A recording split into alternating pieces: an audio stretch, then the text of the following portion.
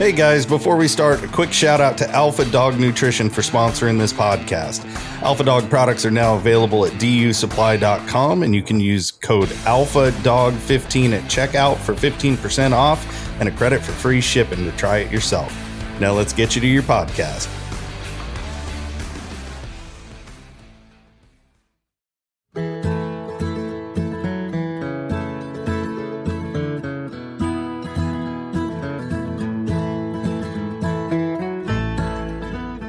All right, we got rid of the old guys. We're back for part 2. Finish up the conversations. Just going to go around the table. Start talking about what we were talking about for the first half of this show. If you have any questions, if you have any ideas for the show, go ahead and give us a email, anecdoteofahoundsman@outlook.com. And if you want to watch this show live and see how ugly we are, well, most of the other guys, you can go to my YouTube channel, Anecdote of a Houndsman. And you can watch this live, and we're on every Wednesdays. And on Mondays, we're on Interviews, Stories, and Tells. That's Brett Vaughn's channel over on YouTube. Doing the same thing, talking some smack. Hope you enjoy the show. Now that we got rid of them old timers, right? We have a real conversation. Chris, if you take any hunter into a tree, their first words are, "That's cool." That's exactly what they say. Yeah. That's cool. Just like that. We big old wide-eyed, just. Oh yeah, and they just stare at it because a lot of people don't get to get in that vicinity, that close of a wild animal that you read about attacking people, or you read about killing all these animals, and you're there 30, like where I'm at, 30 feet. You know, when I'm down in the desert, it's a cancer kid killed his lion at 8 feet. It was in a cedar tree eye level. That's cool. You know. And it's just a phenomenal feeling. We used to call it Awesome World. Awesome. We used to call it Awesome World. We're going to Awesome World. Lion hunting. Mm-hmm. Well, man, when you're hiking into a tree and you see the dogs are barking at one. I love it. I think it's all the way around. It doesn't matter what they tree, even trash. I mean, when you get one to actually go from nothing to something, and you walk into a tree and they have something. Yep. You know, it's euphoria. You just something you can't get over. It's like it don't matter how long it took you to get that. If it took you 2 years to catch a lion, it's that 2 years goes away, and it's worth it for that 10 minutes. Just the first 30 seconds at the tree. Like you said, when you hear the dog's cold trail, you do it, and then when they jump it, you just get pumped up. And when you walk into any tree, no matter if it's your 100th tree, your first tree, or your 1000th tree, to me, it's the same feeling every time. It's like Christmas. You open a present, you're just like, what do I got? And sometimes you get a pair of socks, which is a Cuda Monday or a porcupine. Yeah. Or you get that rifle. I get a porcupine. Yeah. Oh yeah. I've seen porcupines. So but how many times you not take enough pictures at the tree though? Horrible about that. You even have a phone. I'm worse at it. I'm terrible. I can't tell you how many times I left my phone, left it in the truck, or got my kids with me. And hey, you know, I'm going to be up here. It's going to take me about an hour, but here's my phone. Watch some Coco Melon or, you know. Ask Jeremy. Jeremy's a YouTuber just like me. Hey, I have to record. Oh, yeah. You just don't think you're just doing it. I have so many videos that are half videos because I'm like, here I am, guys, doing this. And then it's like, oh, God. And I'm like, did anybody record phones, anything? Nope. It's hard because you're focused. Well, that's focused like on that game. I was with Casey. I told him, I said, there's two rules I go by. I will not be outdone by younger men. Jared, I would shoot you in the kneecaps. You wouldn't. All right. And you don't film yourself looking like a wuss and put it on YouTube. So there was not a lot of filming the first day. I do. I can't just go without breathing hard. I think Jeremy. How did it feel trailing that lion though? Do what? How exciting was it when you saw the dogs barking and there was a lion track on the ground? Well, we found the lion track before the dogs did, but that's not the first one I've ever seen. But it was a lot. With dogs barking on it. Yeah, it's a lot different with dogs barking on it, knowing you're fixing to go in here and look at something. Maybe. You know? Yep. I mean, we got in some bad country, but the terrain. You well, got into take you They take you to Garmin the lied. devil's armpit, man. Carmen lied. Yeah, it's 900 yards. I'm like, okay, we can do that. A half mile later. 2,000 foot up. Yep. And then 900 yards. Yeah. And then Yeah. 400 yards straight down. You might yell at the dog's bit. And it didn't take you 10 minutes. 2.5 hours just to get to the top, and then about another hour to get down. It was a full 8-hour day. Oh yeah. Yeah. Everyone wants to be a lion hunter until you hear the dogs bark over the next ridge. Well, I was scared to turn my puppy loose because he's worse than Rowdy's dog. 2 miles is his range. Yeah. Dang. He'll get legs under him and he'll go. And we dropped the gate and turned all of them loose. And all the dogs start going down the hill, but him, he hits the road and starts going up the road. I'm just like, I'm going to have to go get this idiot. I said, I may just lose a collar. I'll be back. I'll be back next year for the rendezvous, Casey. I'll pick up that collar. But anyway, he made a big loop and kind of went down to Casey's dogs and got a whiff for what was going on, and he kind of come back. My other two, they run back to me and they're like, we ain't going down there. That was what's this up and down Pepe stuff? Le Pew. No, it was Pepe Le Pew. They knew about Pepe Le Pew. Oh, So, man. God. Them things. You know, I had some run-ins with them last year, too. I caught 3 of them. I told Casey, I said, and some trashy dogs from Louisiana that brought bad luck on yours. Knock on wood. It's been since I moved out here that I haven't had a skunk issue. I wouldn't say a regular thing, but once or twice a year I'd catch a skunk. Now I haven't seen, but just dead along the road in the farm grounds. I had thought I had trash broke dogs till I came to Arizona, because there ain't nothing for them dogs to trash on in Nevada besides deer and coyotes and fox. They only got 3 things to choose from. You can break them pretty quick, but come down here, you got javelina, those cotamundi, skunks in the mountains. You seen much porcupine down there? No, I haven't. I haven't seen any. When I lived in Montana, I caught 3 of them, though. I caught a bunch up here. They must like that colder weather, high elevation. But I got to where I had one dog that kept trying to kill him, and I pulled what I could, and he got a little aggressive. So I said, all right. And I would leave those spines all over him. And really? Yep. I watered the food down. I'd give him a shot of penicillin, and it took him 2 weeks to get rid of those. And he never did that again. I put my thumb in their cheek and wedged their cheek and my thumb in the back of their jaw. I was like, if you're gonna bite me, that tooth is going through your cheek first. Yeah. No, I even dropped pills on him. I got from the vet. I used to get Rompum, and I just drop a half cc on him, knock him out. But I said, you know what? And I fed him. He had spines sticking out of his tongue.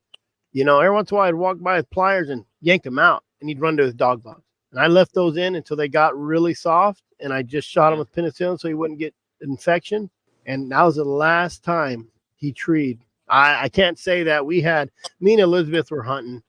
We had this big chase. It sounded like they were treed. We go in there, and they were fighting something on the ground. And, man, I thought it was a bear cub.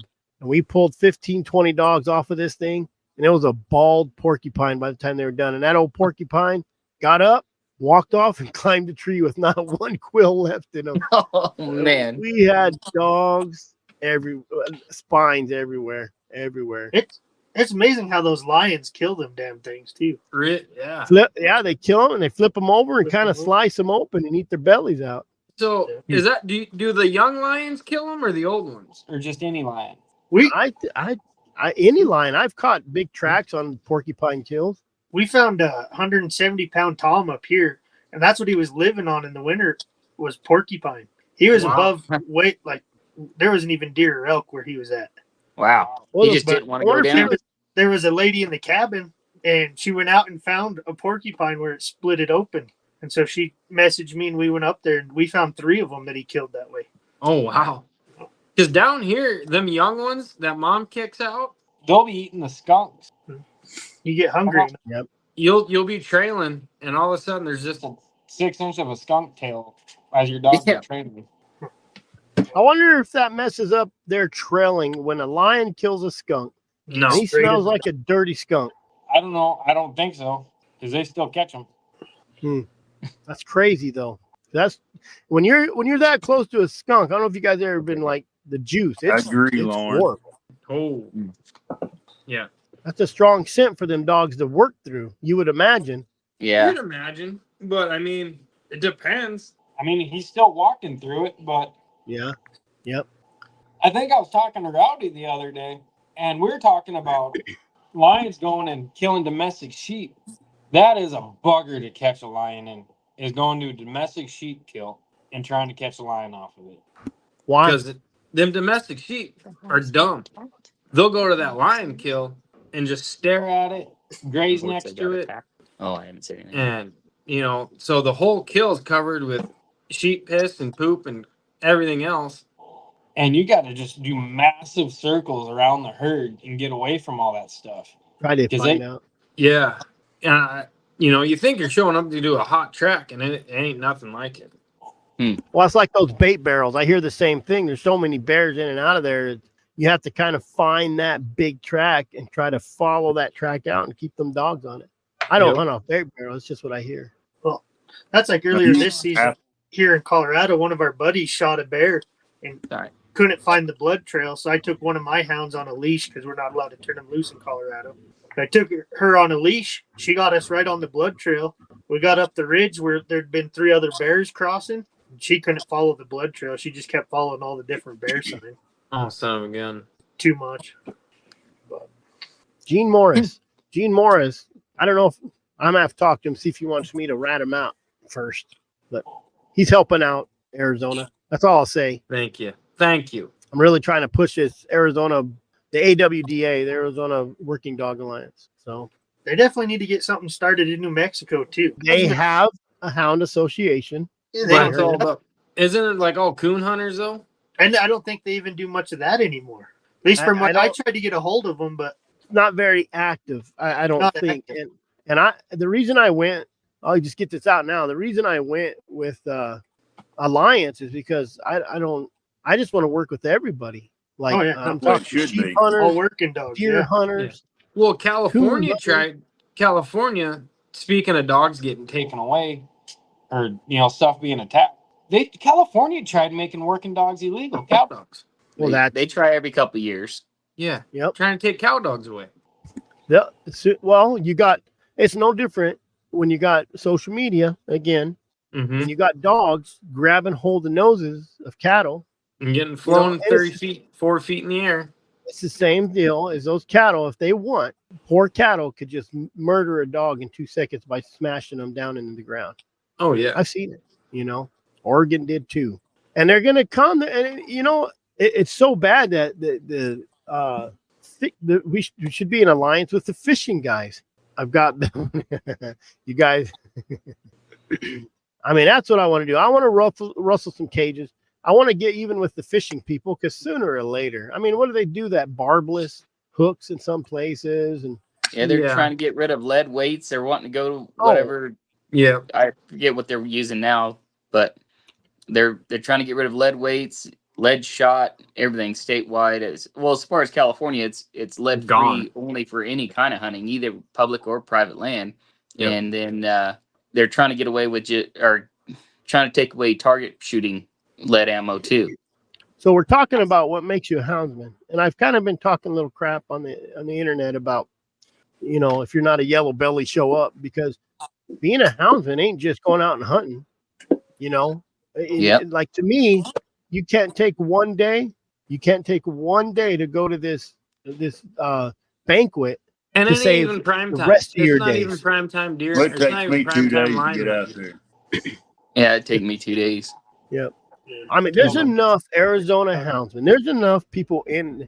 You're telling me I can't, out of hundreds of houndsmen in Arizona, I can't get 20 or 30 to give up one day before they have to give up all their days? That's and what it's not even one day. It's still hot outside. You can you're still only hunting till noon.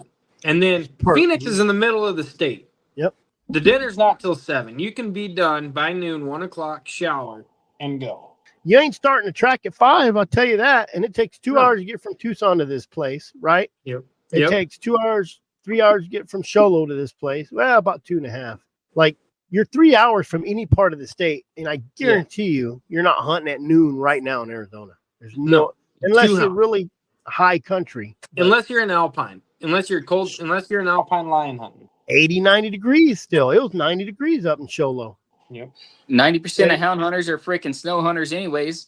They ain't gonna hunt until there's snow on the ground, so what the hell are they doing? Just kidding, Robert. We're just kidding, Robert. we still like you. You know what I mean? And I think the only time a hound hunter is involved is after it's too late, right, Robert? Let's hear from Robert. Robert's in this shithole mess right now. I mean, that's what we're seeing in Colorado. And even now, we're in this mess and still trying to get all of the houndsmen in this state together to do anything. Still like pulling teeth. Well, it's kind of like the same issue we have going on with America. Everyone's waiting for someone else to make the move. Bye. You know what I mean? Yeah. Yep. That's what it is. Everyone's waiting for somebody else to step up. Yeah. Oh, and then they'll criticize the person that is stepping up and trying to do it, like we're dealing with Dan Gates. Well, you should have been doing people it this that way. are like, why isn't he doing this? Why isn't he doing that? Yeah, he's doing stuff that he just doesn't tell you about, right? Yep. There's lots of stuff behind the scenes that you have no clue about. Yep. And that's all. And they're still gonna freaking bellyache. Oh yeah. I mean, I'd like to see anyone commit as much time as Dan Gates has. He's not even a houndsman. He's been around it. Yeah. I mean, he's a trapper, but I mean, he's sticking his whole life out. He's had death threats and everything, and he's still going through all of this. Let's just take this live right now. We had 60-something people in here. We talked politics. We're down to 48. Yeah. Because no one wants to deal with it. But I'm telling you right now, you don't give up a day, you're going to give up all your days. And I got a lot of people are like, well, what's the point of? The point is we got to kind of, hey, we're here, guys. We're here to help you. You scratch my back, I scratch your back. Sheep hunters. I mean, I think they spent $2.5 million relocating sheep down here in the Catalinas just for them to get mucked out by lions. Yep. Sonoran antelope or Sonoran pronghorn. Yeah. They put 22 down here. I don't know what the numbers. I haven't talked to those guys lately. I will probably this winter, but they've already like 7, 8, or 9. They had them in a pen. And there was a lion that come into that pen and walked around that pen like the first week they had them there. That lion knows they're there now, you know? Yep. Don't know. I think people need to kind of pay attention and take some time. Because I'd rather lose a week of hunting than lose a lifetime of hunting. Yeah. And when they're done with us, they're going to go to the next one. I think Jared's on the right track. And what you're doing, Chris, is I think hitting the nail on the head is going to the sheep banquet and making your presence known, you know? Rubbing elbow. Getting out there. Yeah. Because otherwise they have no clue what we do, right? So if we can start doing that and then, you know, getting ourselves out there, say, hey, look, this is what we're doing. This is where we're doing at. Look, we're working together, whether you know it or not. You know, you guys are putting the sheep out there. We're going out there. We're hunting around them to help save those sheep. Or, hey, you guys are putting out the Rocky Mountain Elk Federation, right? Foundation. They're putting out all these guzzlers and stuff. Now they're getting elk out here where there never were elk or where there used to be elk, but due to droughts, they're not there anymore. Or they moved in again because of the guzzlers, stuff like that. Say, hey, look, you know, you're moving all these animals around. You're not doing anything to protect them. Work with us, and we'll get people out there to catch these lions. And, you know, let's help each other, support each other. So, you know what's crazy, Rowdy, is you said, I can't go, but I'll give you $90. I have an Arizona houndsman, buddy of mine, said, I can't go, but I'll give $90. mm-hmm. I have Lauren Vraney saying, hell, I'll come out early, bear hunt with you. I'll go to this dinner. I have Gene Morris who's saying, hey, here's some stuff. Do what you need with it. You know, I have people from other states that are more interested than these guys from Arizona. And it drives me crazy.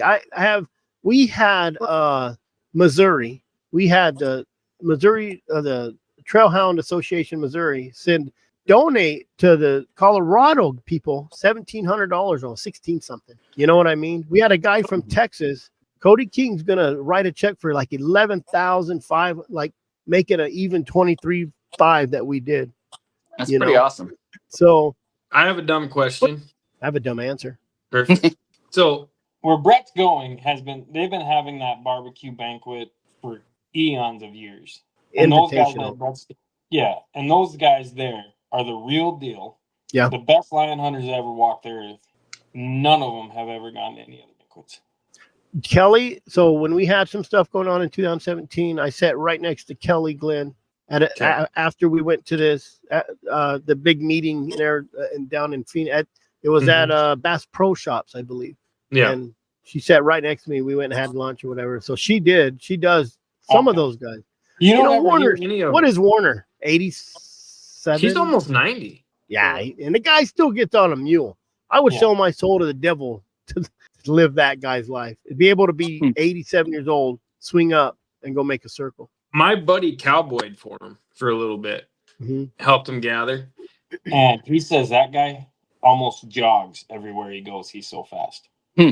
Oh, the guy has 8-foot legs, man. I seen he walks across a football field in about 18 steps. The guy's just fast. So I shook his hand, and I know I became a better line hunter just by contact. I don't know if it's true, but I've sure felt it. When I sat there next to Joe Hott and just listened to him, the inspiration. And these guys are really old school. And it's just like man, I heard some stuff about people who talk shit about old Wade Lemon, and people in other countries are not very happy with this person. A lot of people aren't happy with this person because he talked a little smack, but this is how these guys grew up. Just like slavery. That's what happened in the 1800s. It's not our fault. Oh, yeah. That's the way it was.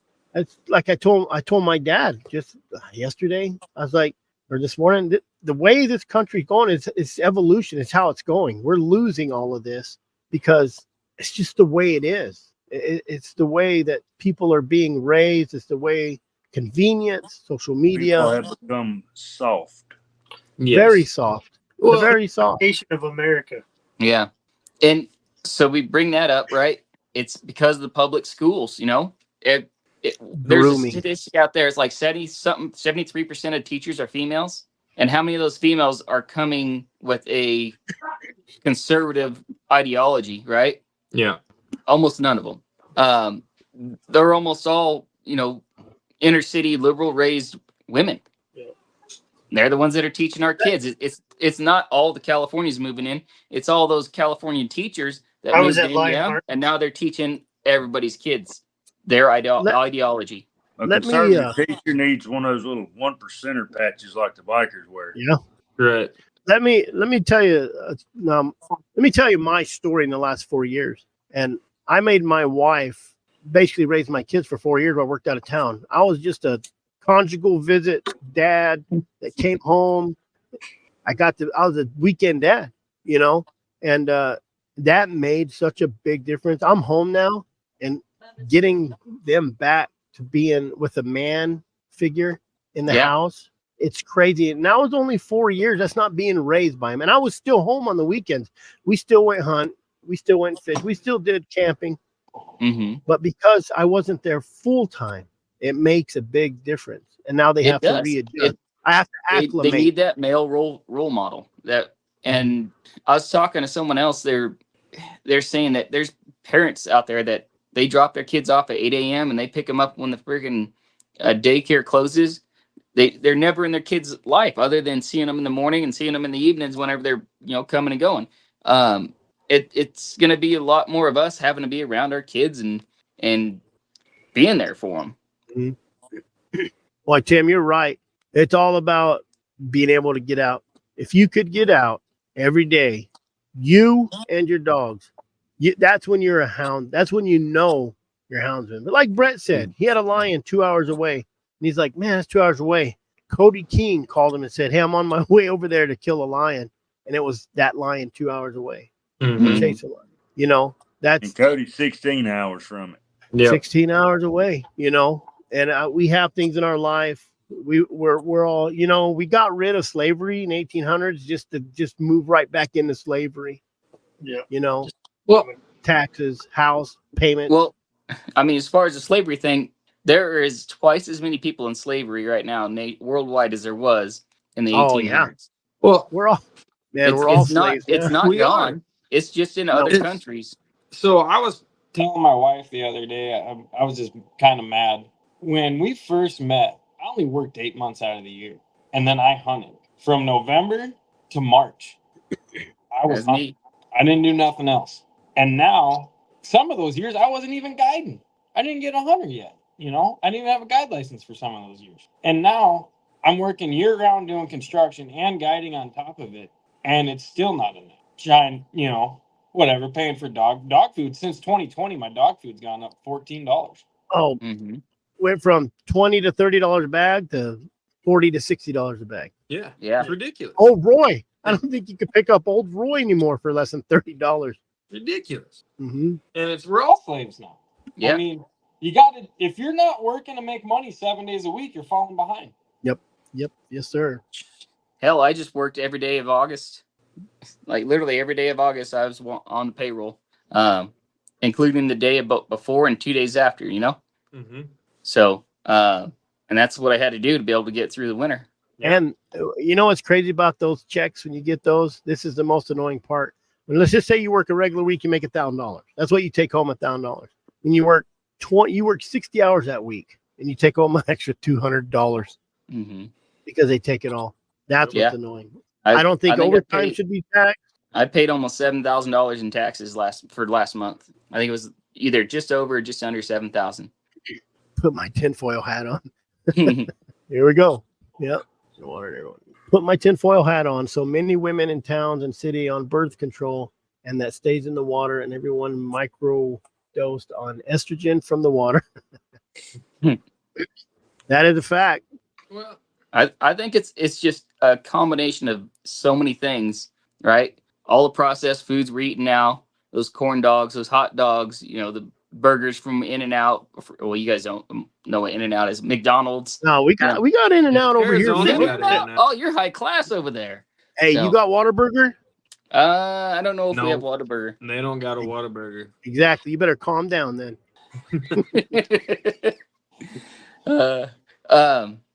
And then just, you know, everything that we're eating is. I was just watching a podcast with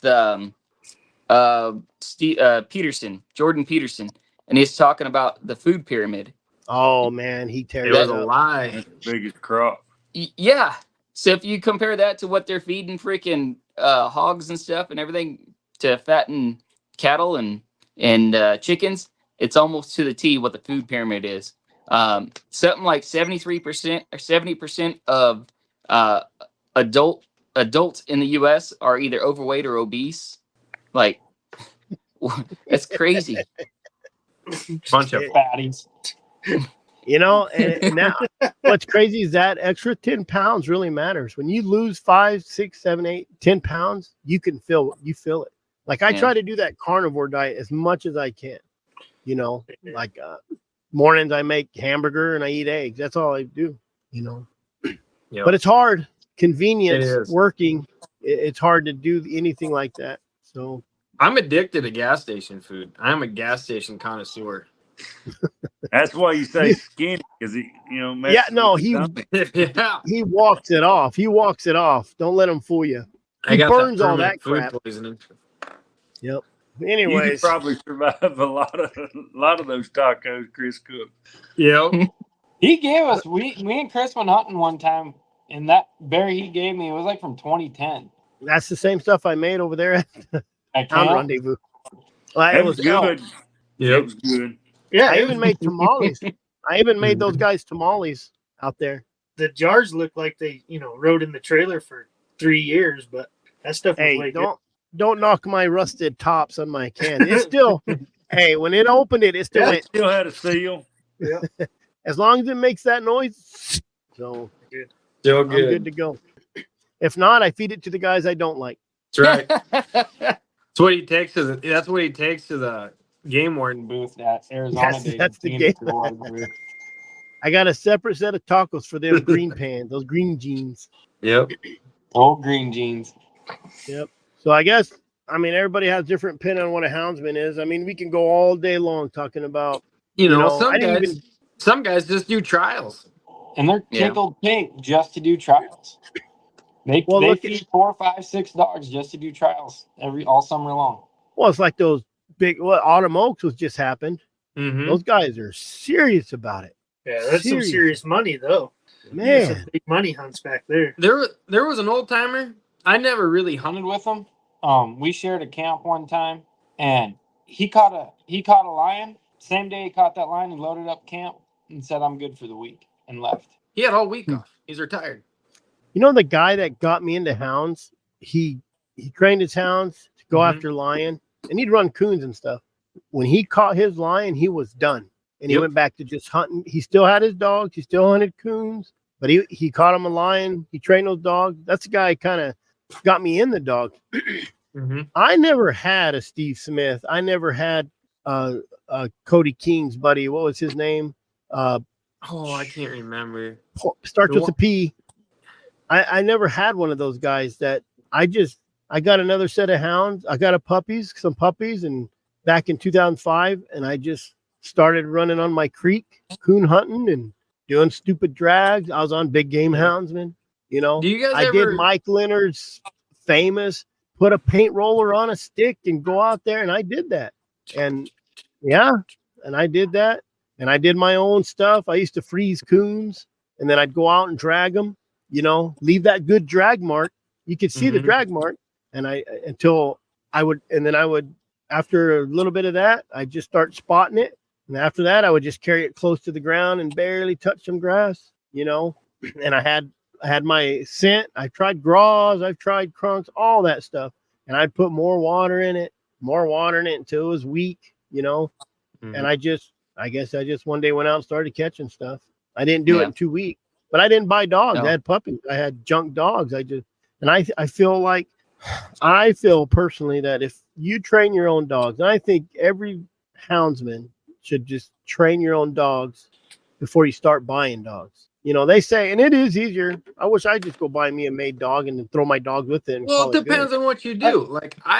When I first got into it, my bone dog, he turned out being my best dog. I got him at 1.5 years out of Battleground, Washington. He treed 20 bobcats at 1.5 years, and not just him. There was a pack of dogs. Yeah. I bought him for $500, and I got him, and he would catch. We caught coons and stuff, but you put anything in front of that dog, he would catch it too.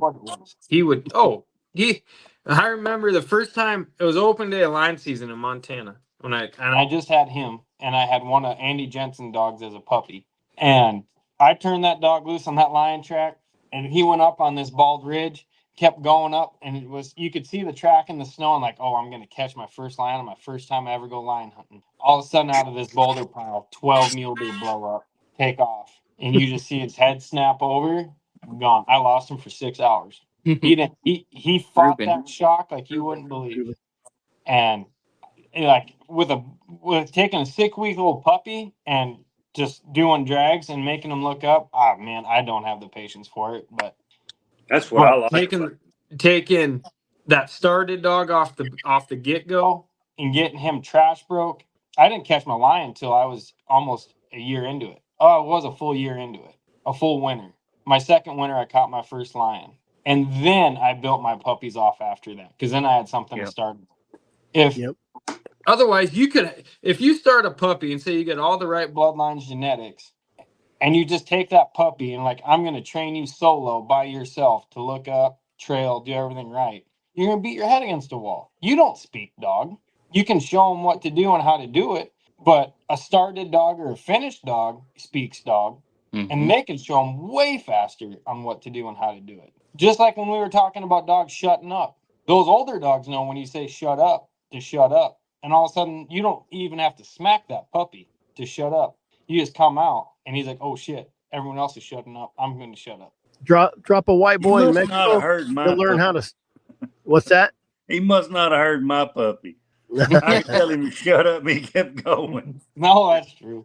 Like that old plot dog. Yeah. He could hear the plot, and he would go to bark. Yep. I couldn't hear your dog over that plot dog. Well, if I wasn't over there, he wasn't barking. Yeah. Just when I was there. I think it's tough to get some of these old guys to train these new guys because these new guys are kind of too new. They're soft. Well, it's They're like training somebody to take your job. Yeah. Kind of. But you You're take these training your new own guys out, competition. they argue with you. Mhm. I had a Well, new that's guy fine. call me out of. I had a new guy call me out of Reno.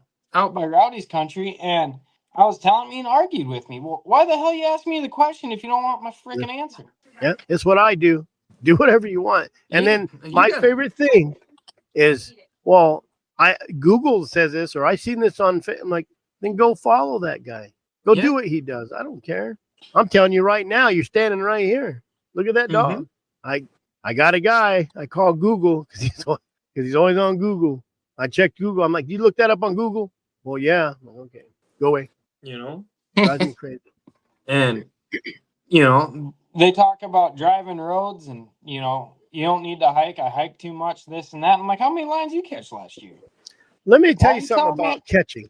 Free casting, no matter what you do, is going to catch you something. Every time I could go rig all day long, and every time I could rig a mountain. I have a mountain. Mm-hmm. I've watched people rig this mountain. I rig this mountain, nothing. I can walk in, catch a bear.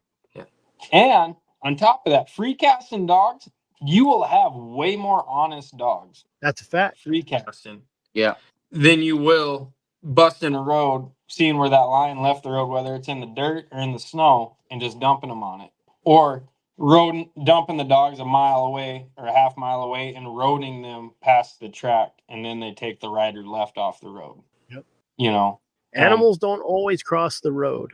No. At all. Yeah. Shoot, out here, there may not be a road for them to cross. Yeah, Nevada, there ain't a lot. Nevada roads, they all go to a mouth of a canyon, but they never go up the canyon. Yeah. So every once in a while you'll see dirt bike tracks, but that's more towards, where people can ride out of town and find a drive out of town, find a pull out, and then they go riding. But and then during COVID, I seen so many side by sides. It was ridiculous. Yeah. But now it's slowed down, and I haven't hardly seen a side by side in like a year. Hi, boy. Tractor. You got your tractor? Feeling better? Yeah, he got over his grumpiness there for a minute. Good. He got his tractor. Tractor. Yep, and I think the guy I got some dogs from, kind of by accident. He told me the same thing. Let them dogs chase everything in your yard. And when I have a litter, they run loose. Or if I get a puppy, it runs loose. It just runs around, chases everything. Big tires. I see it trailing my chicken. Kind of funny, but I also see it using his nose.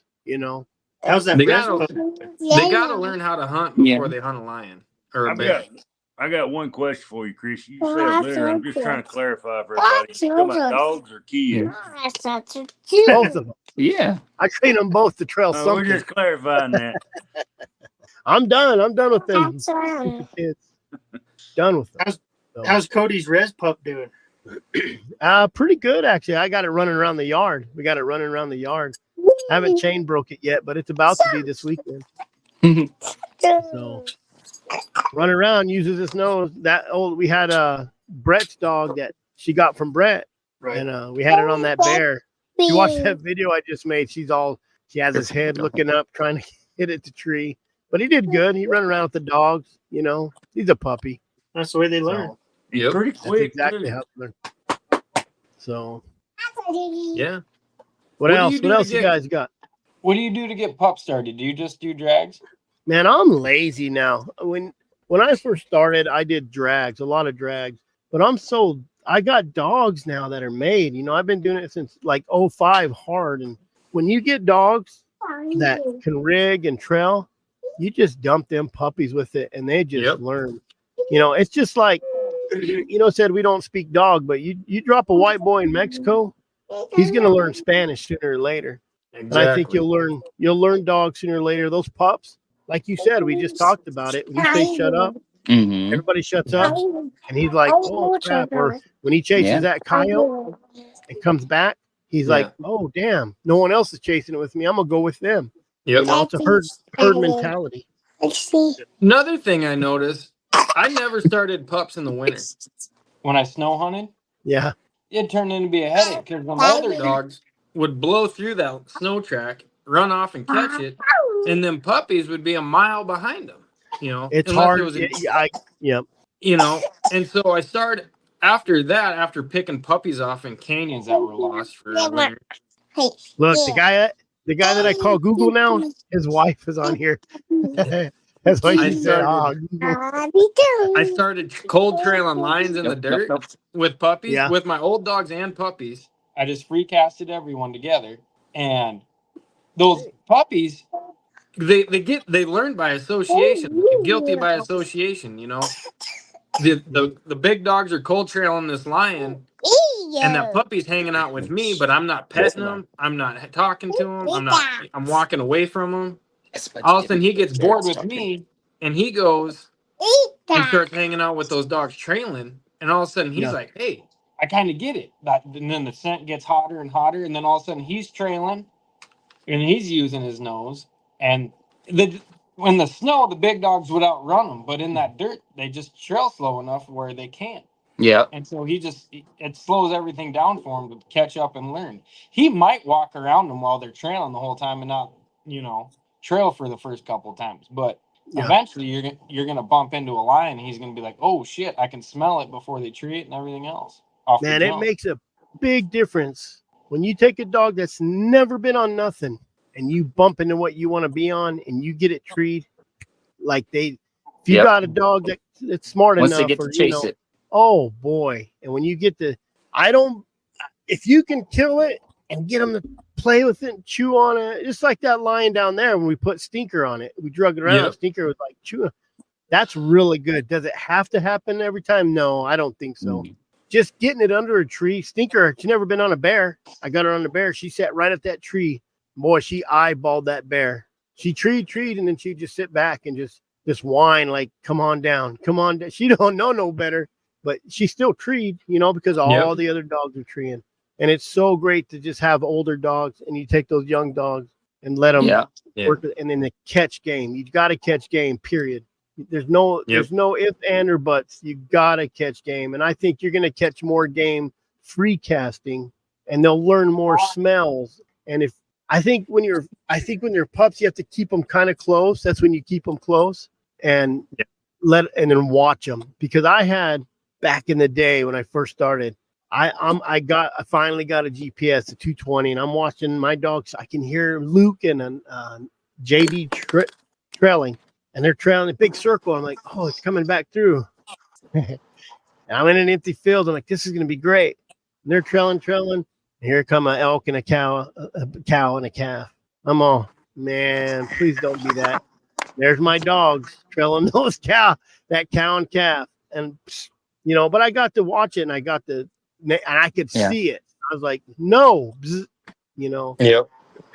So and you're talking about that, but my pups, as long as they're dry ground trailing, I'm going to let them trail that deer.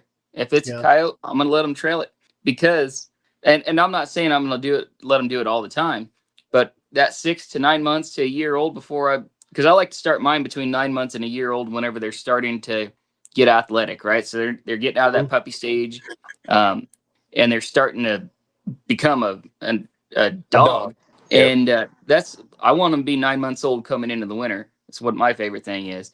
And then they turn a year old over the winter, hunt them out of the spring, and then now they're starting to figure it out, right? And then they have to sit a little bit during the summer just because it's too hot. But then, like right now, I'm getting ready to start hunting again because it's cooling off. Next week, I'll be hunting. All that memory comes back to them, and now they're still probably going to trash. But like you and Brett were talking, when they're off there trailing that coyote and everyone else is still over here trailing this lion, they realize they're all on their own. That's when they start reining themselves in. Yeah. That's when you know you have a good dog. And if you have just a dumb dog that just runs off and trails coyotes and never comes back, it's probably not the dog you want. Yeah. Hey, Robert, I kind of been busting people out about, or just asking questions about this, but Mike wants to know about. Still waiting to get a list from Dan. Good. We were on an interview last night with Dan for 2 hours. But there's quite a few organizations that have helped out. I think Seed Society just did a big old donation, didn't they? I think so. Like 100,000, wasn't it? Rocky Mountain Sheep Foundation. Yeah. Really? Yeah. And SCI donated 100,000. Yeah, SCI. Wow. I don't know how much Rocky Mountain Elk did, but I know they did a big call to action when this first started, and they raised a bunch of money too. Okay. Awesome. So there's Then quite a Chris, few. 23,000. Oh yeah. God, shit. Look at that. Chris Like raised almost a quarter of what, Sheep big Foundation did. Yeah. chump change, man. Right? You know when you Oh, look yeah. at it. But every That's dollar probably two of counts. their donors. Yeah, I mean, shit. There's. I know Dan Gates, like he was talking. There's like billionaires that he's got to meet with pretty regularly that are donating a lot of money personally. That's awesome. Good. So Yep. I was when I was kind of talking to some people about it, even what is it, Justin? Is that the president Anglovich, of your guys?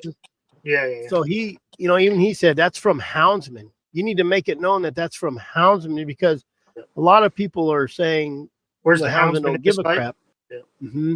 But No, all because those people that donated are Houndsmen to us. Yeah, Yep. And we've had a lot of Houndsmen donate to our organization or to Dan Gates's organization through us, basically.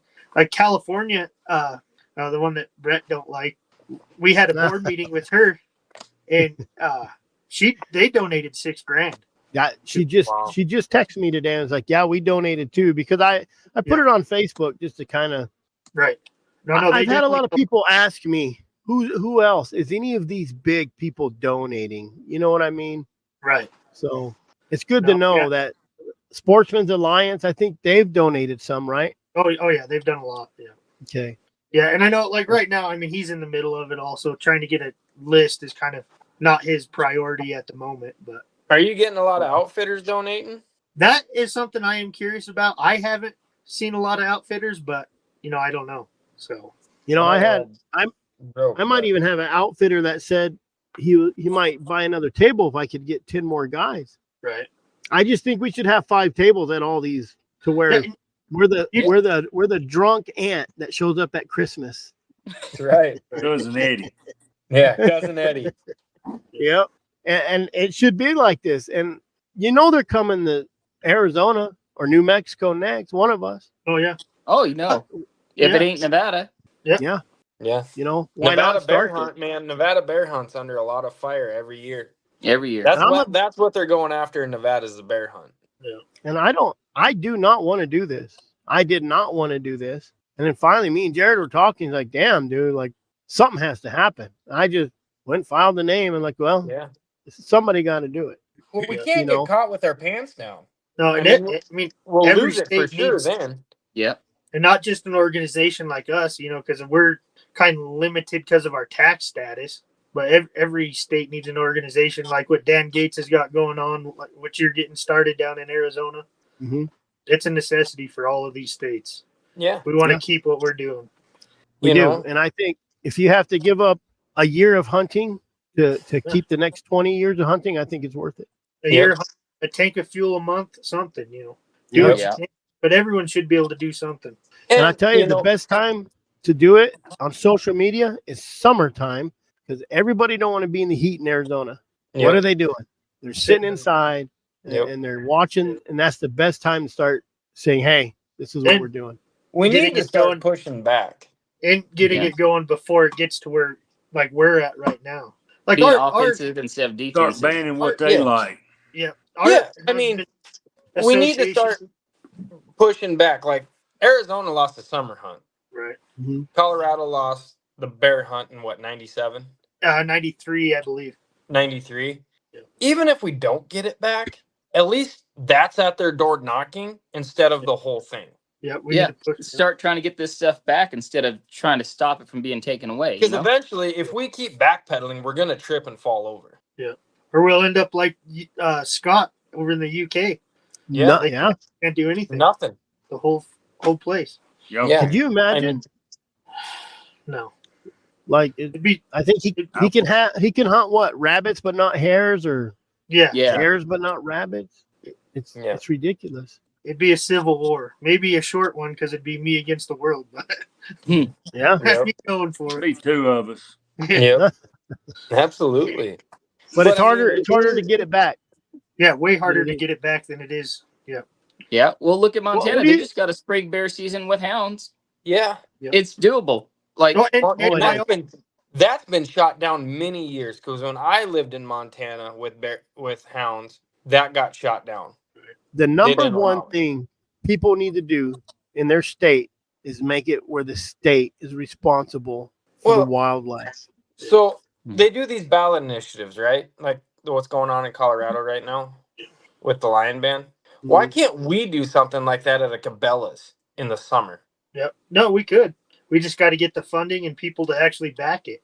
Mm-hmm. So, I mean, it works both ways. It's not just one way. Yeah. You know, these sheep hunters spend $2 million to drop sheep in mountain ranges to get marked out by mountain lions. I mean, just obliterated. Makes no sense. Yeah. Makes no sense. Why can't we go hunt those sheep ranges in the summer? Yeah. I did it in Nevada. Everything's married to water. Yeah, you're only going to go out for an hour in the morning, but you're still going out. Yeah. And you might catch one. Even if you're just pursuing out of those mountain ranges. Yeah. Mm-hmm. You're hazing the animal and getting them out of there. Yeah. Mm-hmm. Yeah, and overall, it's safer for the animal and for even the crazy ass broad from Bear Defense League in California, the one that's trying to get the Nevada hound hunting taken away, is now condoning hazing of animals or hazing of bears with dogs. Right.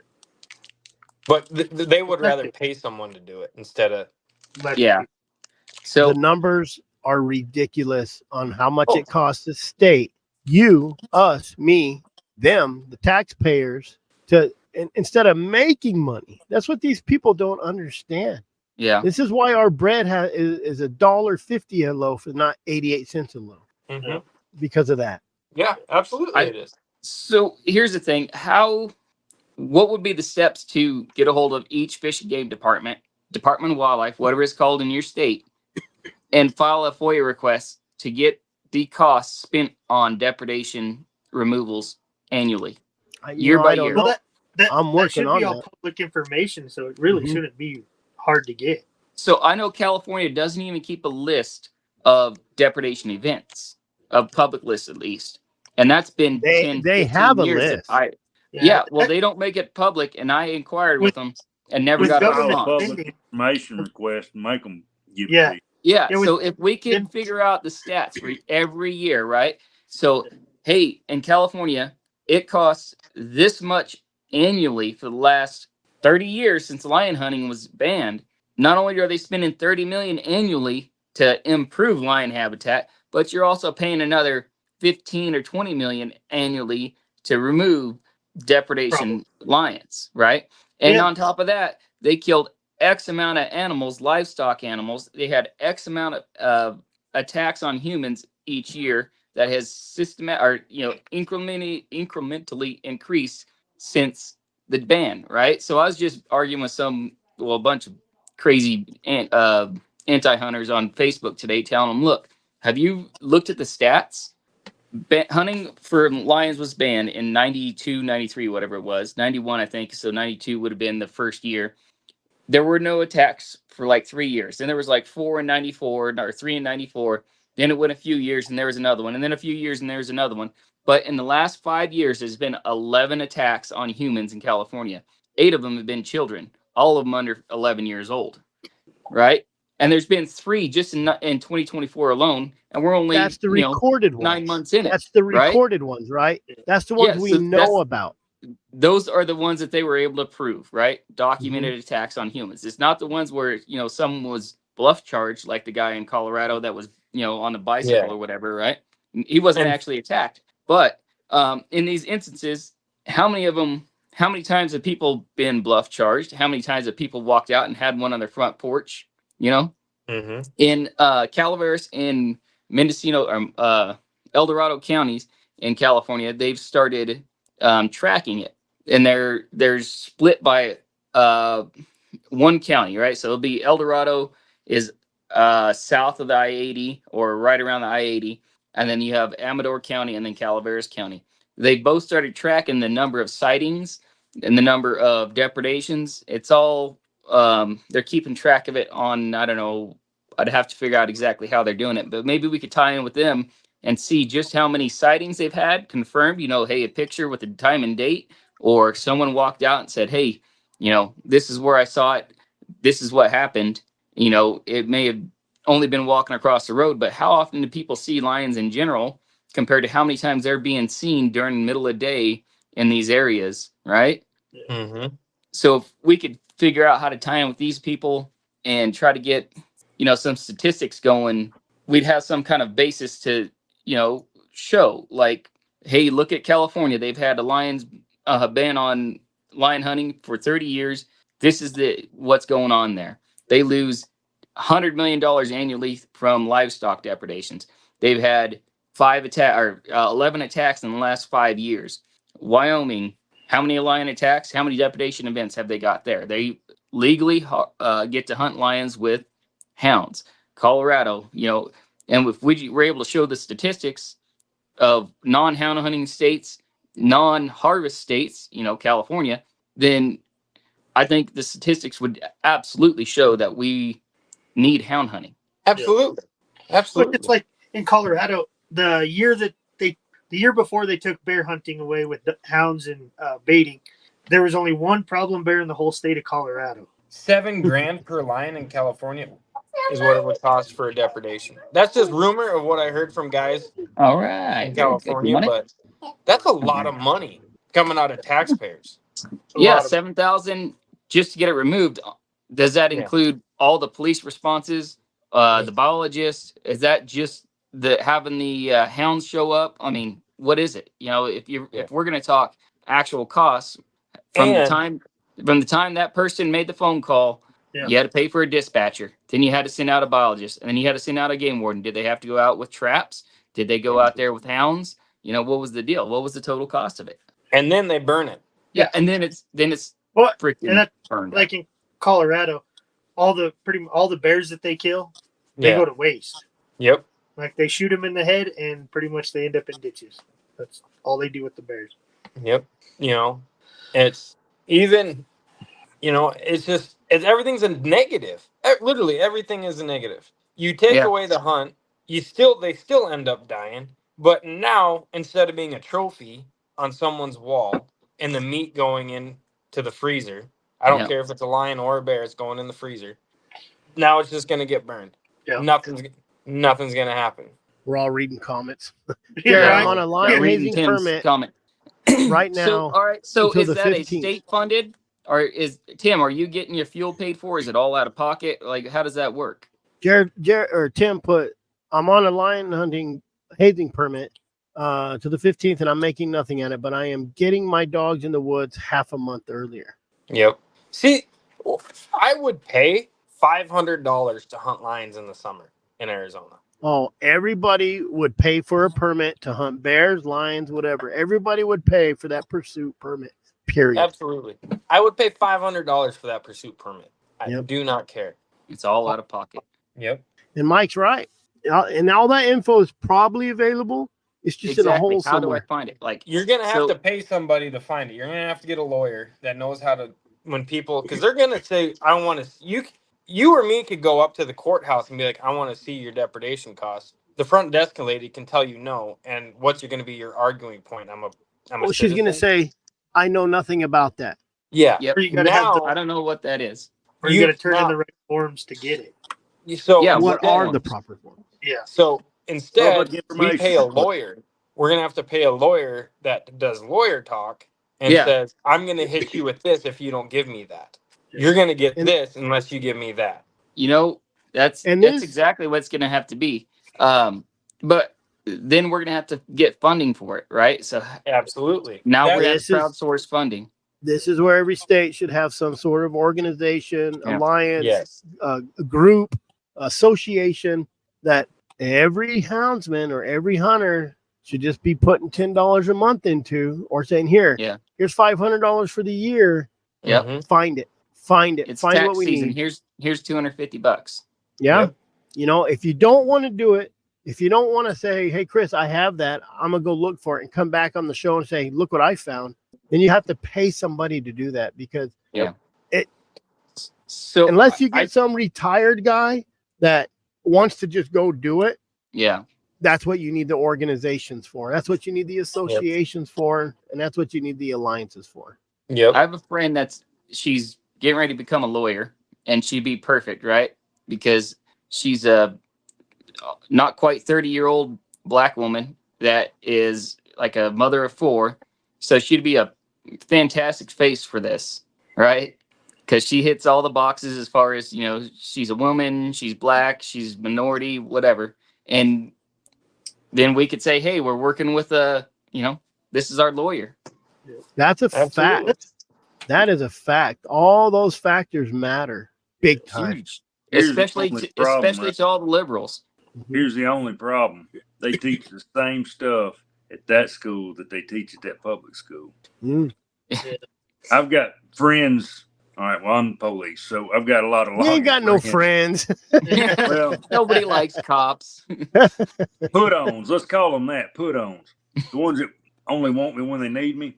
Yeah. But grew up with these people, know how they really feel. When they got out of law school, they were totally different people. Mm-hmm.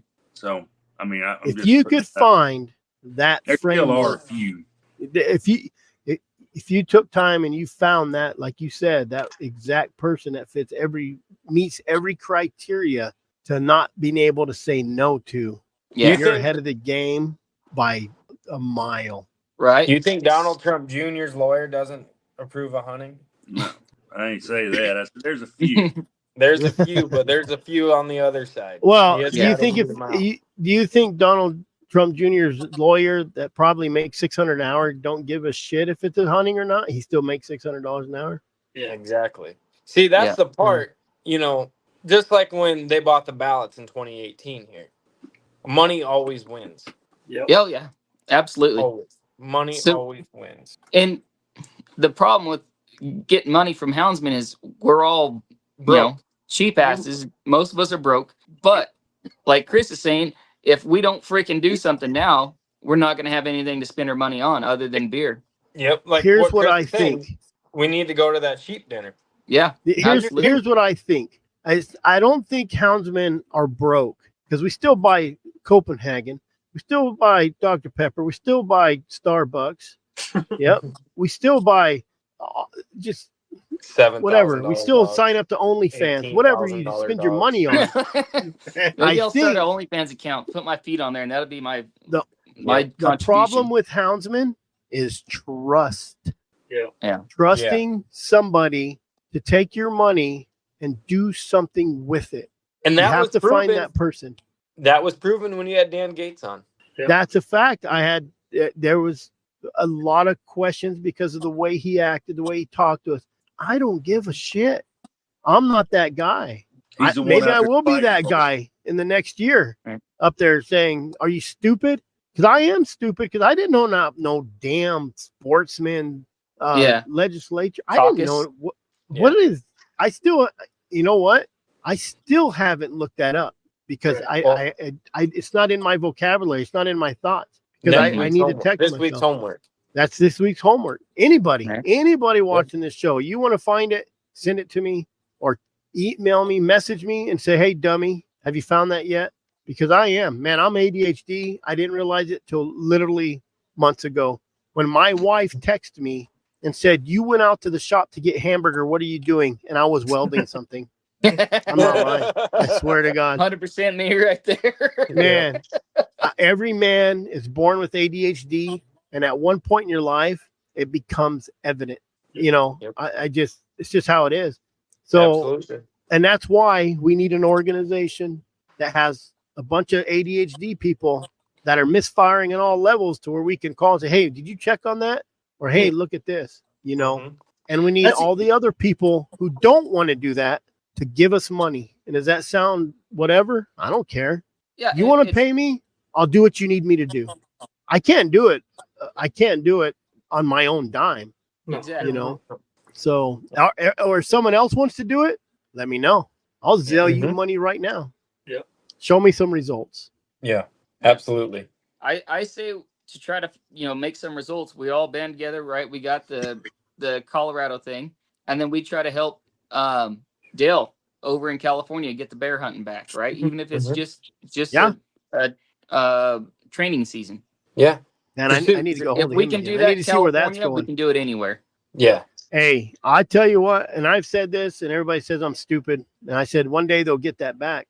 And he found a way, and he's working on it. And we honestly, everybody, 49 states over or one above, should be sending that guy money, because if you can get that back in California, that's a big step. Just like if Colorado wins and they say go F yourself, and there's a lot of people that don't think it's going to win because of the people there, just because of the signatures. I think they're Did you see what Forbes magazine put out, though? No. The end of banning the mountain lion hunts could cost the state of Colorado millions. Yeah. Oh, yeah. No, I did see that. You sent that to me. Yeah. I didn't see that. Send that to me.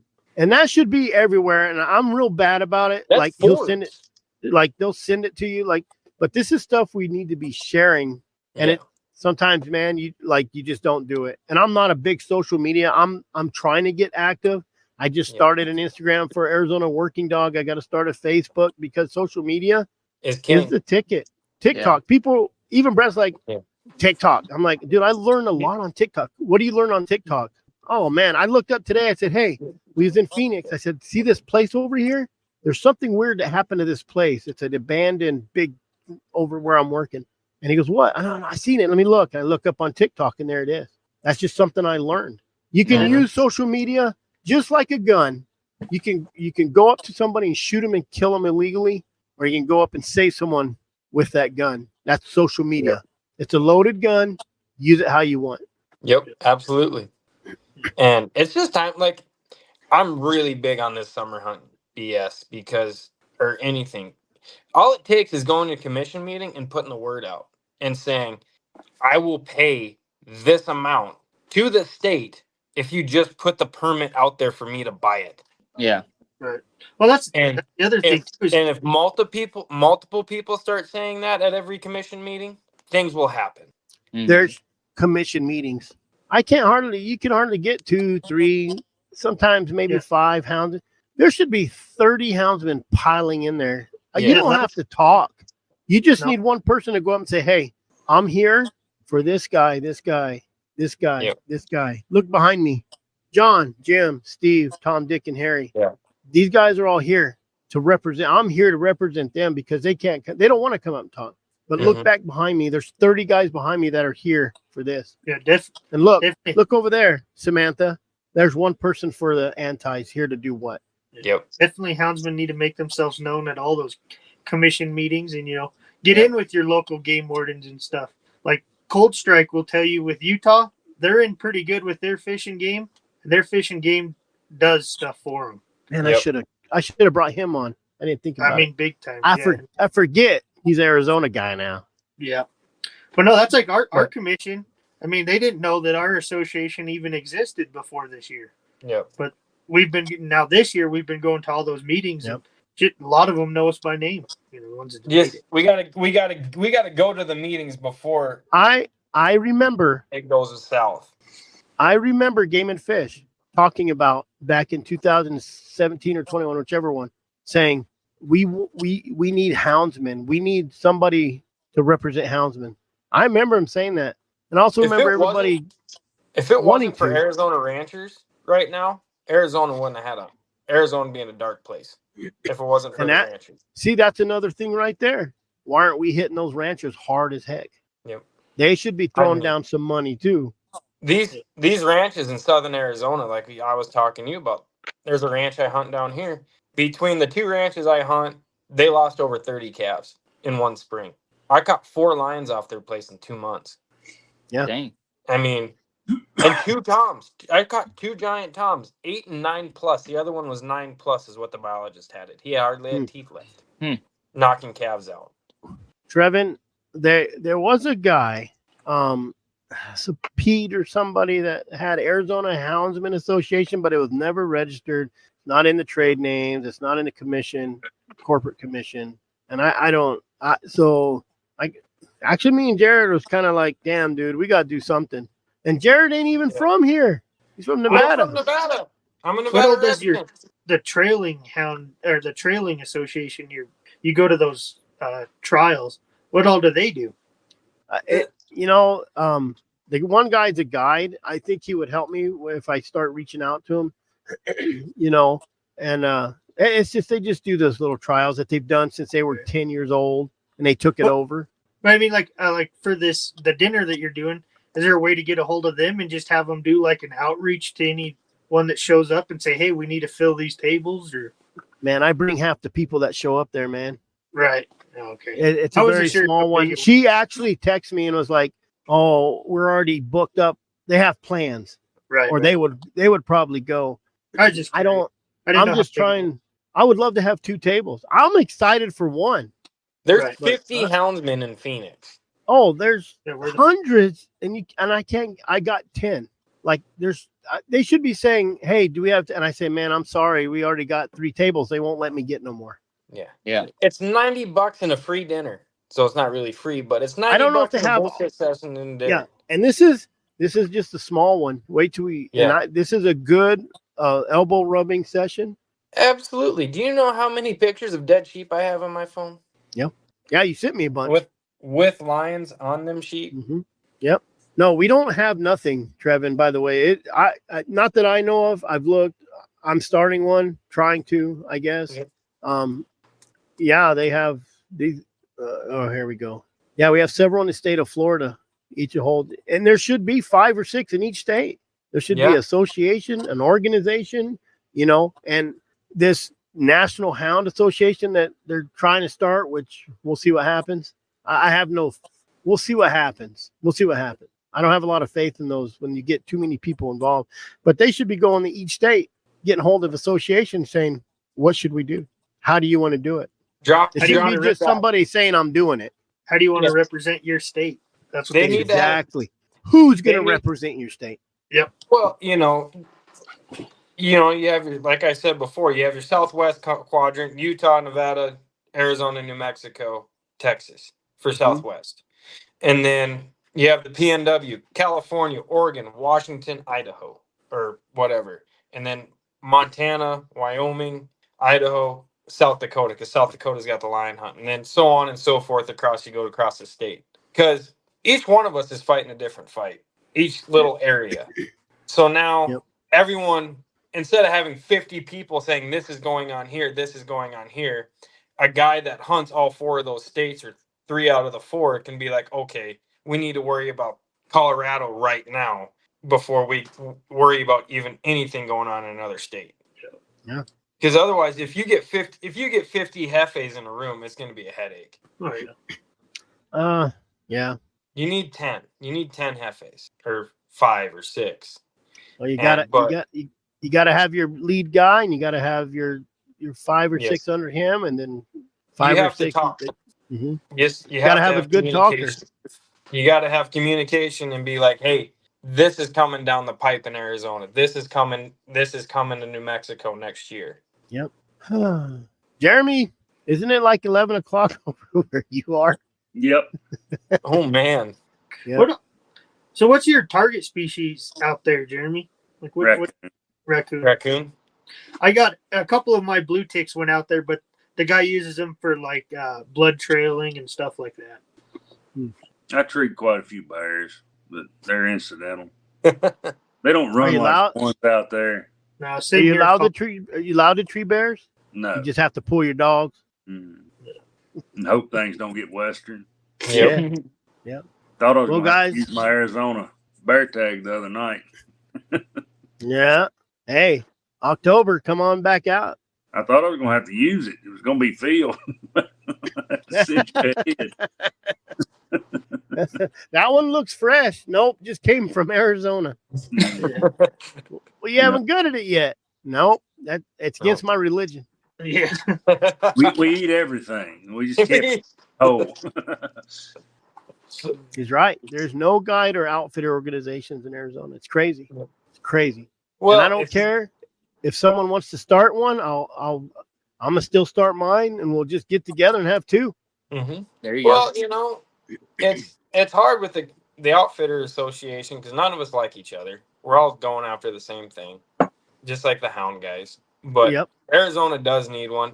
Nevada has one, and Nevada's doing everything right when it comes to guiding. You you got to work for somebody else for 3 years or 5 years before you can become a master guide and own your own business in Nevada. And then down in Arizona, I just have to put in. This is why I moved to Arizona or guide in Arizona, is because I just have to put in for a permit, and I get that permit for that area. Yeah, you go take a test. You take a test. Yeah, you take your 50-question test, you pass it, and say, I'm starting my own business. And then you go get your insurance, and then you put in for the permits, which is a pain in the butt, but you still get them if you do everything right.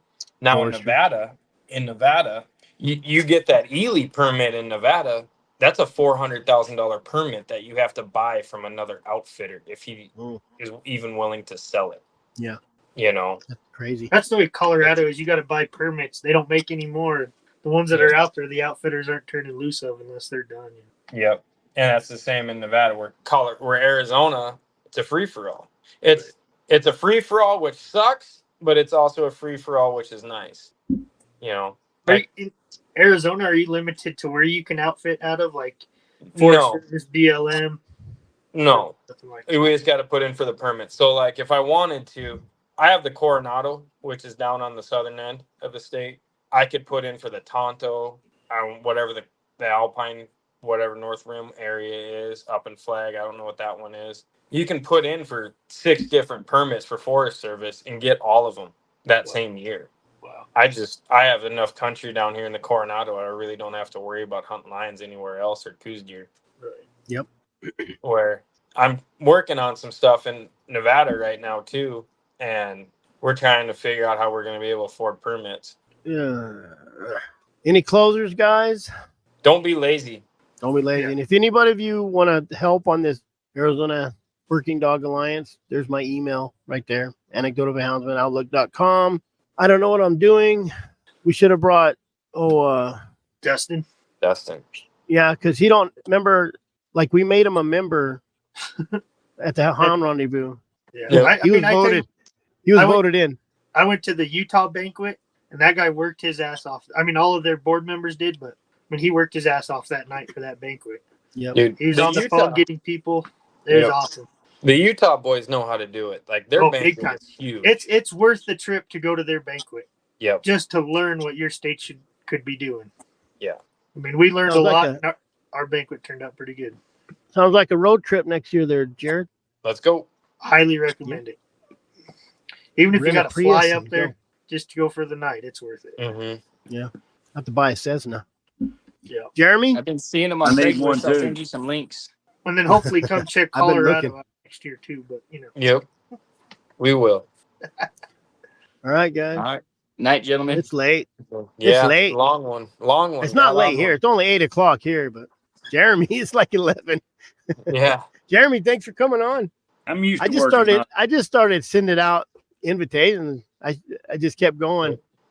Test out the system. I should have got old Dustin on here though. Yeah. So next week we'll talk about something controversial. Who knows? Yep. Why snow? Robert? I sent Robert a what? I said, why snow hunting's better. I remember you said that. That dry ground or snow. That's next week because snow's coming. Snow's coming. We got snow. We got snow 2 days ago on the mountains up here. You're at 10,000 feet. You get snow in July. Oh yeah, we've had snow every month in a year. Jesus. 4th of July one year, my dad's got pictures. 4 foot of snow on the ground. Oh, 4th of July. That's it melted out that afternoon, but yeah, I'm good in North Arizona. Yeah. All right, guys, I appreciate it. All right, you guys have a good night. Good night, everybody. Get hurricanes. Thanks. Yeah, right, don't Jeremy. float away. Yep. We'll see y'all. See ya. See you next week. Next week. Later, guys. Yep. All right, guys. If anybody's interested in doing the what is it called?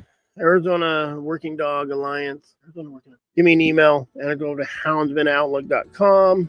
You guys can still send some money to Colorado. They're like dead center of trying to get everything out and being proactive. So they need every dollar they can get, and hopefully they remember us in Arizona. And when we're going to fight it, we'll have some help.